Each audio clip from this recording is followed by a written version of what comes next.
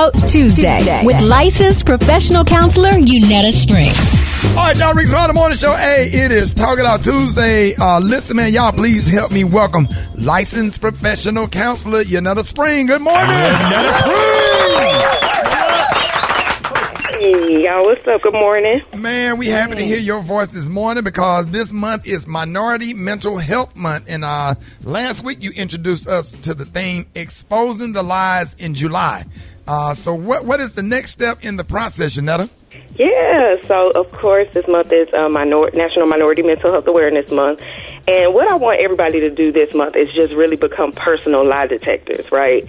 Really getting curious about the stories that we tell ourselves, the stories that other people told us, and really getting into the habit of asking ourselves, is this really true? Okay?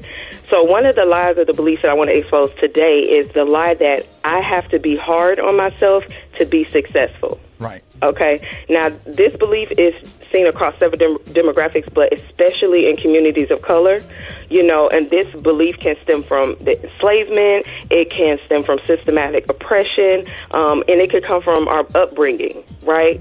So I want to make sure I highlight that exposing the lie within this belief that I have to be hard on myself to be successful, it doesn't minimize the importance of, you know, hard work, you know, and consistency and things like that. But I think it can expose the flaws in how we talk to ourselves when we're working and while we're working, right? Because there's a difference between self-discipline and demeaning yourself.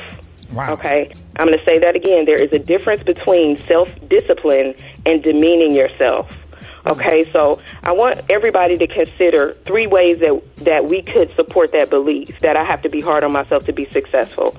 One way is viewing how your parents spoke to you and treated you as helpful. Okay, now some people had great parents, and if they did, awesome. But some people, you know, had parents that were really trying hard that just, you know, created some damage and some abuse, and they, you know, were doing the best they can, and some just were sick, you know. So one way that we can support this belief is my parents did the same thing to me and I'm okay. You know, really question it. Are you really okay? Yes. Because that, you know, are you really okay? Or do you feel like that because things have been done this way, they need to continue to be done that way? Because that's not the truth.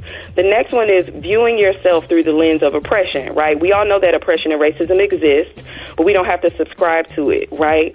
So we can recognize that it exists, but once we start to see ourselves through that lens, then it creates that belief that I have to be hard on myself, you know? We can't see ourselves the way that system sees us, right? And the next one is viewing your success as directly correlated to your treatment, okay? Right. So asking yourself, like, was it the harsh treatment that created your success, or did you learn how to adapt in adverse situations? Wow. You know, sometimes we can connect those things, you know, feel like, well, that's why I'm so successful, because people were hard on me, or because I had all this, you know, all these things going on. But is that true? You know, or were you just adaptable? Were you resilient? Right.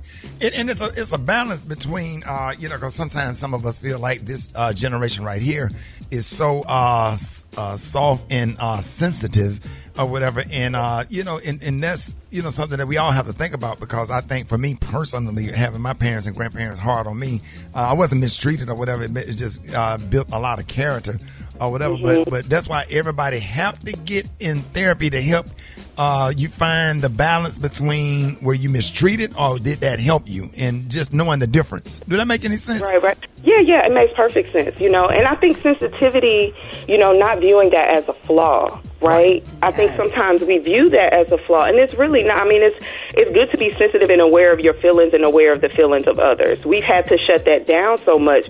So I agree, it's really finding the balance and being able to sort through it. It's a lot of sorting. It's a lot of unlearning, you know, and a way to counteract this belief really is through compassion. You know, compassion towards ourselves, compassion towards others, you know, because one thing I tell, you know, parents and the people that I work with is that we create our child's inner voice, right? Yes. So how we talk to our children is how they will talk to themselves once they grow up and start to face adversity. What kind of words do you want them to tell themselves? Right. Well, I'm so excited. So this is a very, very important month. Let everybody know how you can be reached. Yeah, so you can find me. My website is springforthcounseling.org, or you can follow me on social media at Springforth Counseling on Facebook and Instagram. Text the word SPRING to 55444 for resources, or check me out on YouTube at Yanetta Spring.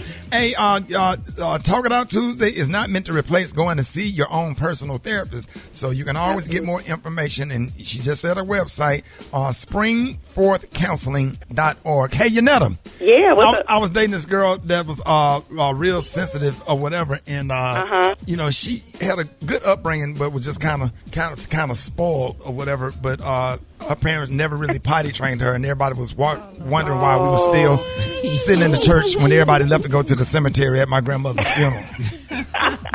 Thank you so. Thank you so much for joining us, ladies and gentlemen. Ladies and gentlemen, Yanetta Spring, counselor Yanetta Spring. Springforthcounseling.org. More Rickey Smiley Morning Show coming up.